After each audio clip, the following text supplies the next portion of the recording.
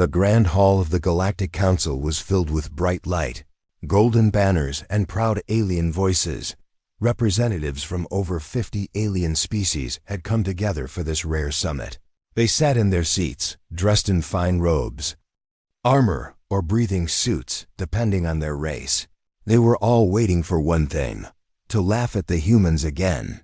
The humans entered last. 2 delegates, a man and a woman, walked calmly through the huge doors. The man was tall, clean-cut, and wore a plain black suit. The woman wore a lab coat over her uniform, her hair tied neatly. No weapons, no guards, no fanfare. Whispers spread across the room. That's all they sent? Just 2 of them? They're weaker than we thought. One alien chuckled and said loudly, "Did they come to beg again?"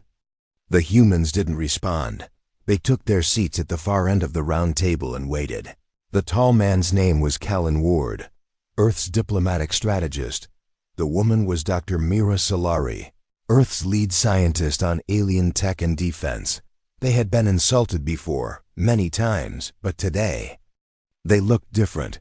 The leader of the Zardak race stood to speak, a huge creature with stone-like skin and a crown of thorns around his head.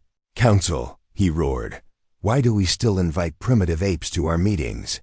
The crowd laughed, claws tapping tables, tentacles clapping, mandibles clicking. "Earth is not a power," another alien added. "They only survive because others protected them." Mira said nothing. Callan simply folded his hands and looked at the Zardak king with calm eyes. "We didn't come here to prove our worth," he said slowly. "We came to listen." More laughter, of course, one alien grinned. "Listen and learn how real empires talk." Suddenly, a small screen blinked at the side of the chamber. A warning: minor pirate activity detected near the orbit of Council Planet Zeta 4. The Council ignored it. Another alien joked, "Oh no, should we ask the humans to handle it?"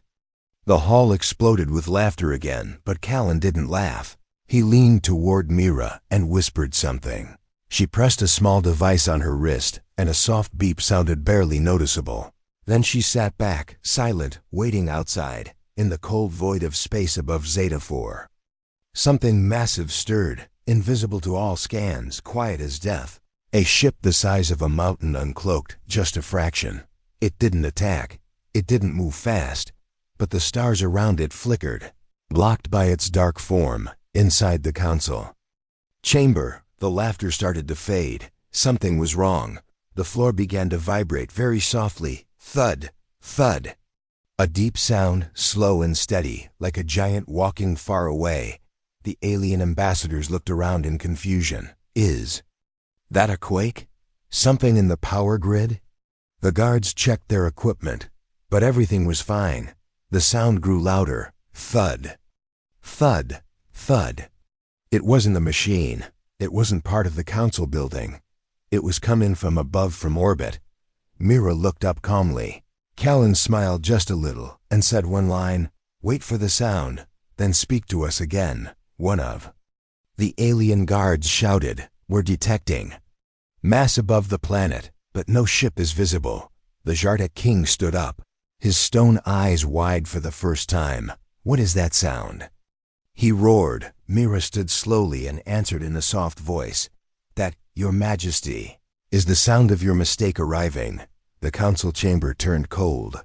Panic spread across the room as the sound now echoed through the walls. Outside, lights flickered in orbit, cloaked no longer. Earth's Revenant-class warship was now fully visible. It was massive, black, and shaped like a predator. Weapon systems were still cold, but its presence alone froze every alien in place. The laughter had stopped. The council was silent. Callan stood, adjusting his jacket. He looked around the room and said with calm, sharp words, "We came in peace, but we didn't come alone." The part ends with a single line of transmission heard across the council's channel. "Human Dreadnought Revenant 01 now in position above Zeta 4, awaiting instructions." The aliens looked at the humans, and this time, no one dared to laugh. The sound did not stop. It kept growing deep, steady, powerful. It was not a warning siren, not thunder, and not the hum of a passing ship.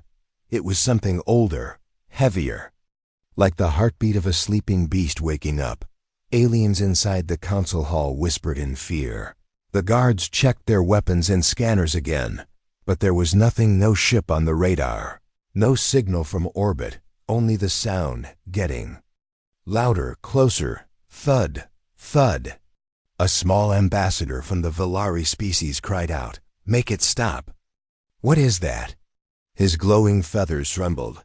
Even the strong Jardak king sat down slowly, his fists tightening. It was the first time in years he looked unsure. Up in the sky, behind layers of clouds and defense grids, something moved, huge, silent and cold. It had not been seen before, not by alien sensors, not by any spy probes, because it was human-built, designed for stealth and revenge. Dr. Mira Solari stood at the council table, her eyes fixed on the ceiling. Callan Ward didn't speak either. He only glanced at his wrist device once, then waited. The council's main screen lit up, flashing red alerts. Unknown mass in orbit, SIZ unknown, origin unknown. Response nitrogen monoxide signal. One alien barked, "Turn on planetary defense." Another shouted, "Get our ships up there now." The council turned into chaos, voices yelling, orders flying, panic rising, but still. The humans stood calmly. Suddenly, a hologram flickered in the air. The face of a pilot, young, human, calm and focused. He wore the black uniform of the Terran Warfleet. He looked straight into the council's eyes and said, "Dreadnought Revenant, O1 now above council orbit. Standing by for delegate orders." Silence, complete silence. Mira raised her hand gently, and the image of the ship appeared for the first time. It was massive, longer than 3 space stations combined. Sharp edges, glowing with power, built like something forged from nightmares, and it had been there for over 20 minutes, fully cloaked. You brought a warship to a peace summit." An ambassador stuttered. "No," Callan said. "We brought proof. Proof that Earth was no longer behind, no longer weak, no longer laughing. This was not a message of war. It was a message of respect." And it was loud. A Jardak guard tried to rush out of the chamber, but the doors locked, sealed with human override codes. The pilot's voice echoed again. "For your safety, all exits are restricted until the presentation ends." That sound, thud, thud, thud, was still there, but now it was clear where it came from. Each beat came from the Revenant's core engine pulse. It was alive, and it was watching, high above. The dreadnought rotated slightly, its weapon ports remained shut. But the motion was enough. Alien warships scrambled to intercept small ships. Old designs, colorful but outdated. They stopped halfway when their sensors caught the Revenant's weapon readings. One alien pilot screamed, "If we fire, we die." Another ship turned back, refusing to even get close. They all saw the same thing, targeting locks, more than 50 of them, tracking every ship. And not one had a chance. Back inside, Callan walked slowly to the center of the council floor. He didn't yell. He didn't raise his hand. He just said, "This is the cost of laughing at Earth." Mira followed, her voice calm. "We didn't come to threaten.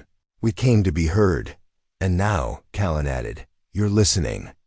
A projection played on the room's walls, images of human rescue missions. Humans saving alien civilians during the Yethel crisis. Humans rebuilding destroyed colonies. Humans holding the line in battles other empires had lost. "You said Earth was weak," Myra continued, "but we were busy, building quietly, learning deeply. You insulted us," Callan said, "while we trained, improved, and remembered. Now," Myra finished, "you will remember us too." The sound faded, not because the Revenant left, but because it wanted them to hear only the humans now. No one laughed anymore. The council listened, truly listened, for the first time in centuries. Then the hologram changed. A message from the human warship itself, cold and clear. "Peace remains Earth's first offer, but it is no longer our only strength." The screen went black, and the council sat frozen in place. The era of silence was over. The era of Terran presence had begun. The clouds above the council planet were gone, burned away by heat, pressure, and fear. Now the stars were visible, and so was the thing hiding among them. The warship floated like a ghost in orbit, silent and terrifying, the aliens in the Grand Hall stared at the projection, their hearts pounding, some in anger, some in awe, and most in fear. It was real. The human warship was real. And worse, it shouldn't even exist. Jardak King Goran's voice cracked as he whispered, This was not in our records. No ship is this large, this armed. Not from Earth. The Council's data analysts worked quickly, scanning the warship's design. But they found no matches, no leaks, no blueprints, not even rumors. The ship was new, unknown, and far beyond what they believed Earth could build. Mira Solari watched the room in silence. She had worked on the ship's energy systems for 10 years. 10 years of silence. 10 years of being underestimated. Now all her effort hovered above them. And it said everything without speaking. We called it Revenant, Mira said. Softly, because it is the return of something buried. Callan stepped forward again. 3 years ago, Earth stopped sharing data with the Galactic Council, he said. You thought we were retreating. But really, we were building a hologram appeared beside him. It showed Earth's secret dockyards hidden in dead zones. Under ice caps, behind asteroid belts. A dozen massive ships under construction. All black, all silent. The crowd gasped. One ambassador from the Brona species stood up. But why? Earth is not a warlike world, Mira answered without smiling. No, we're not. But we know what war does, and how peace is lost. Another voice shouted. Why hide it from us? Callan didn't flinch. Because the last time we trusted this council, no one came when our colonies were attacked. Because when our children were dying, your government sent letters, not fleets. Because kindness is not weakness. He added, but we learned our lesson. The Jardak King clenched his jaw. He remembered now the cries from Earth's colony on Tarsai 7. The fire, the silence. The blame passed from one empire to another. And humans had quietly cleaned their wounds and vanished.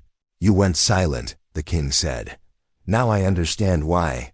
We went quiet, Callan corrected. But we never stopped moving. The projection shifted again. Now it showed the inside of Revenant 01. Robotic soldiers moving without sound. Turrets the size of towers. A hangar bay where fighters launched faster than the eye could follow. It looked more like a city than a ship. And it wasn't just armed, it was alive. Who gave you this technology? A voice snapped from the side. Who sold you this design? Mira answered with one word. Pain. A silence fell, heavier than before. Pain gave us the power to never be helpless again, she continued. You mocked us when we cried. You laughed when we bled.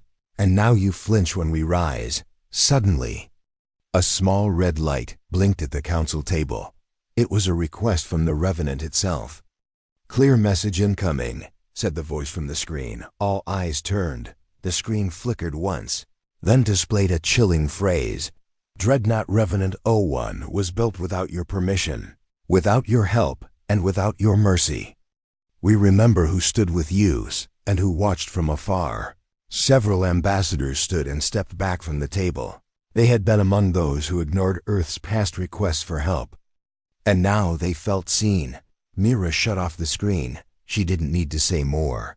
The message had been received. Callan spoke again, slower this time. You don't need to fear Earth, he said. You only need to respect it, because we are not the same as before. The lights dimmed again, but this time, the sound didn't return. The heartbeat of the warship was quiet, but everyone knew it was still there. Still watching, still ready. Suddenly, a new alert blinked across the room. Alien defense ships outside the planet had begun backing away from the Revenant. One even dropped weapons, surrendering without a fight. They knew. They knew they couldn't win. The council chamber remained still. No one dared to move, and above them, floating like a god in the sky, was the ship that shouldn't exist, but did, because Earth had survived. And now Earth had returned. Panic began quietly. It started with a single alien ambassador backing.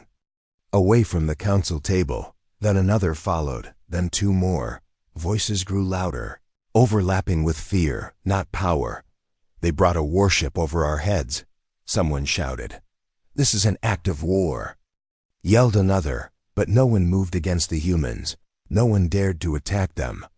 Dr. Mira Solari stood in the center of the hall, watching the chaos unfold. Callan Ward didn't speak either.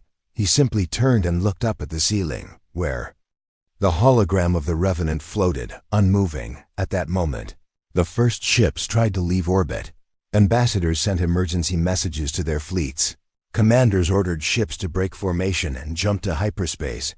The council was falling apart, but the sky was no longer free. High above, the Revenant began to move, not fast, not angry, just a slow turn of its massive body, like a god stretching its arm. But that was enough. Its long-range cannons lit up just with tracking beams, not fire. Every ship that moved was locked instantly. Targeting lights blinked red across thousands of monitors, and one word echoed through the airwaves.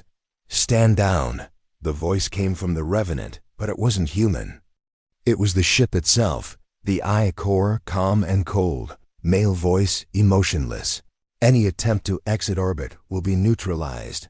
On the screens inside the council chamber, one fleeing ship suddenly lost all power. Its engines shut down, weapons offline, lights flickered and died. No explosion, no attack, just silence. The ship drifted helplessly, disabled by a precision EMP pulse. Everyone stopped moving. Everyone understood. No one was leaving. Back inside the chamber, Mira stepped forward. You always believed humans couldn't control space, she said. You were wrong, Callan added.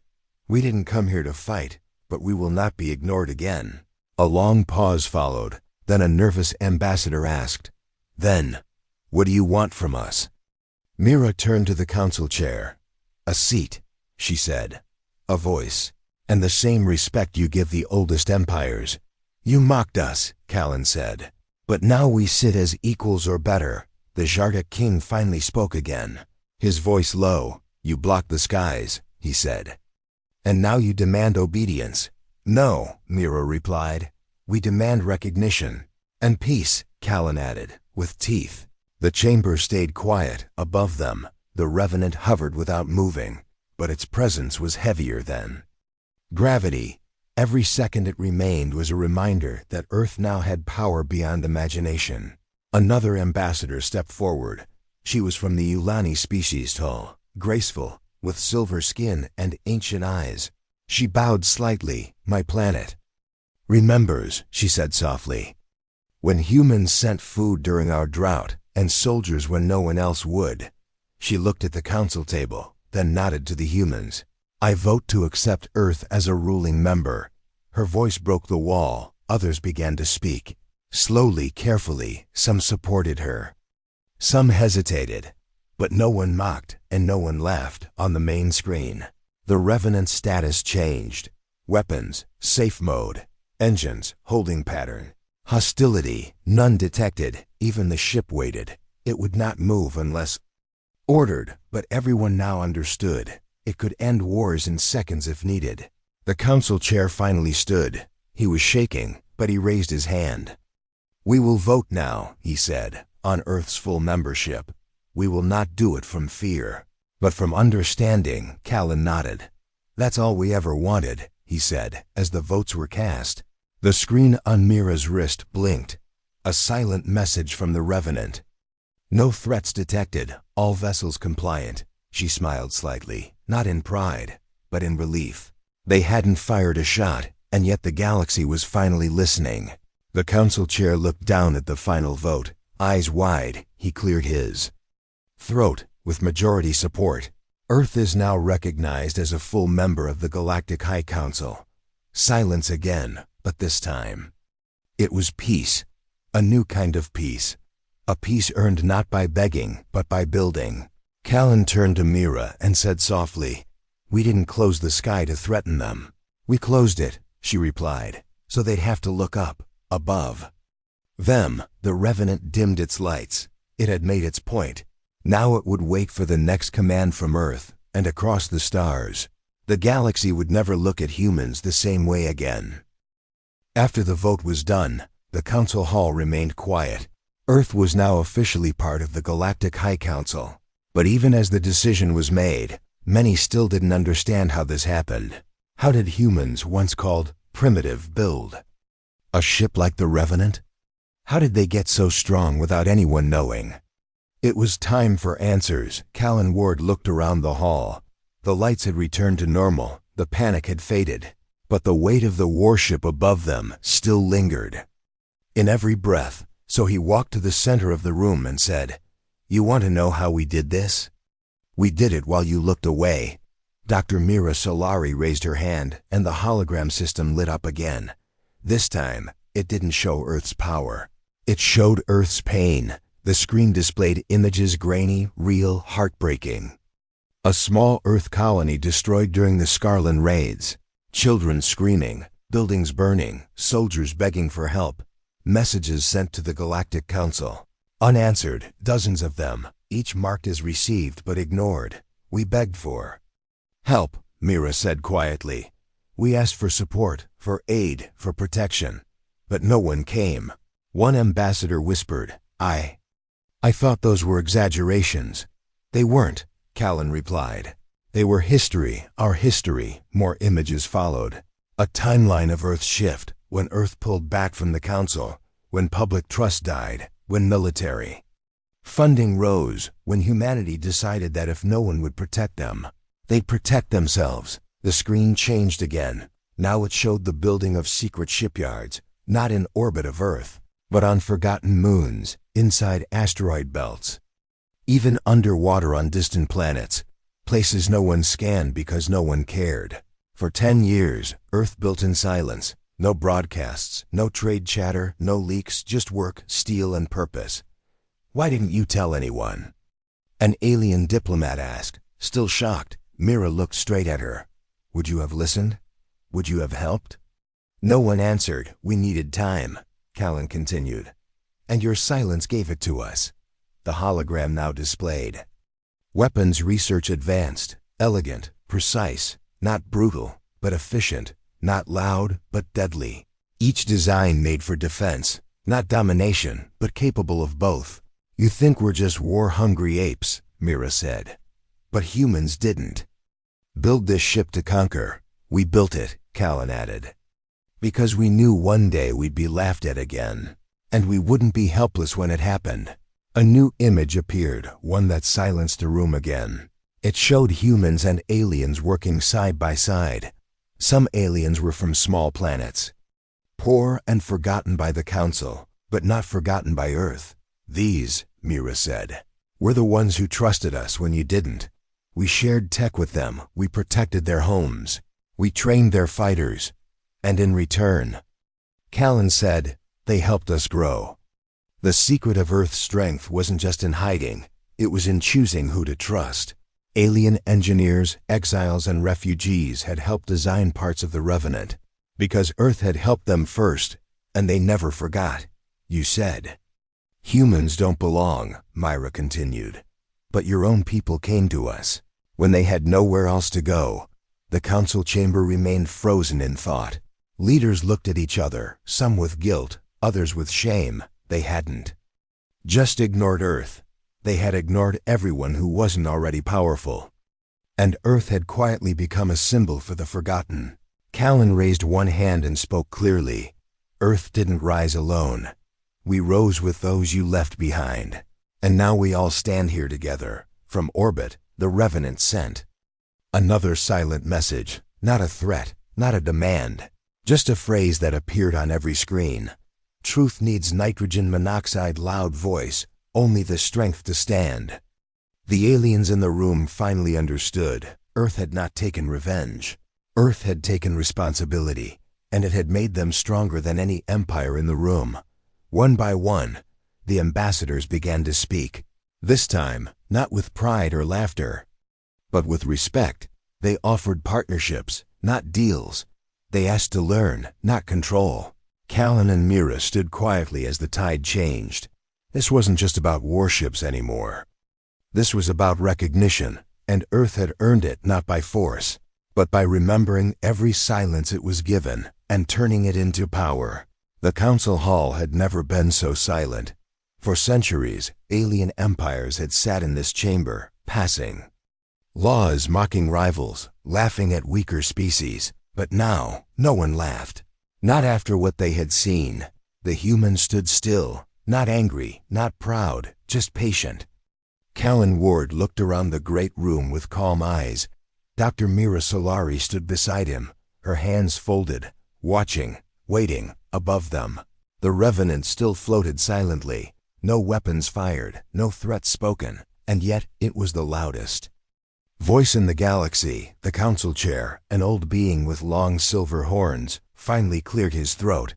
What does Earth want from us? Callan stepped forward, his voice steady. We are not here for revenge, he said. We are not here to control anyone, but we are done being laughed at. Mira activated a small device. A hologram filled the center of the chamber, showing a scroll with 3 simple points. Point 1. Equal council membership for Earth. Point 2. Shared defense pact with any willing worlds. Point 3. Emergency response rights in border systems. Some ambassadors gasped.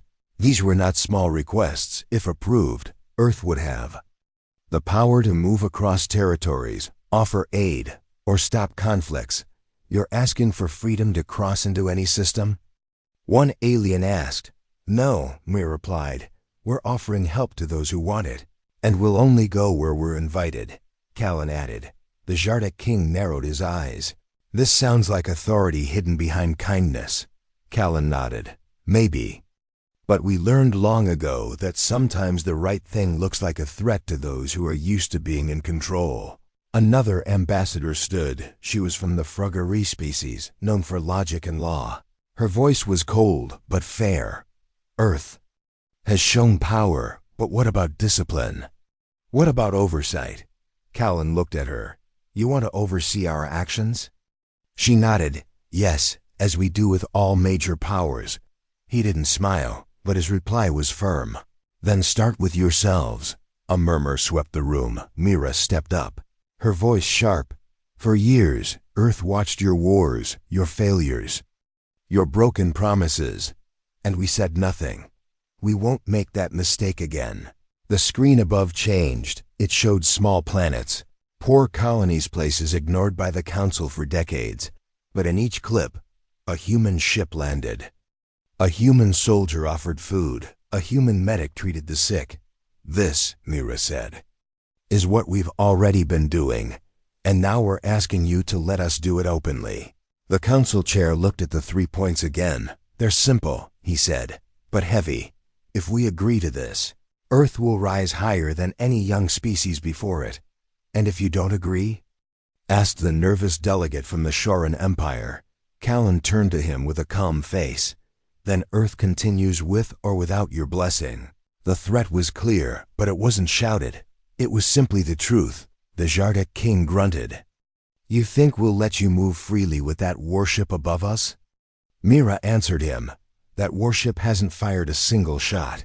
But if we wanted to rule through fear, Callan added, we would have done it already. A long silence followed. Then something unexpected happened. A small alien child stepped into the chamber. She wore a diplomat's robe, too big for her tiny frame. She belonged to a refugee world saved by humans during the Barak invasion. She walked to the center and stood beneath the hologram. My people are alive because Earth came when no one else did, she said. She looked at the council, eyes bright with truth. Please, let them help more worlds like mine. The room was still. Some tried to speak, but no words came. One by one, heads lowered, guilt heavy in their throats. The council chair finally spoke. We will vote now, he said, voice shaking. Not because we are afraid, but because the truth has spoken louder than any fleet. The lights dimmed as the voting began. One by one, representatives cast their vote, and above, the Revenant remained still, waiting, watching, listening. Callan and Mira said nothing. They had already spoken enough. The final vote appeared on the screen. Earth's proposal accepted by majority. The chamber remained quiet for a long moment. Then the chair raised his hand. "Let history record this day," he said. When the Earth stood tall before the galaxy, not with fire, but with purpose. Callan looked at Mira. She nodded softly. "It's not victory," she whispered. "It's a beginning, and outside the walls, above the skies, across the stars, other planets began to listen. Because now they knew Earth had changed, and so had the galaxy. The vote had passed.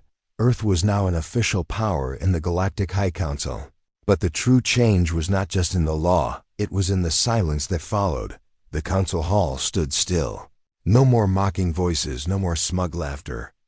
Only quiet respect, and a strange, unfamiliar feeling spreading across the chamber. Hope, high above the council planet.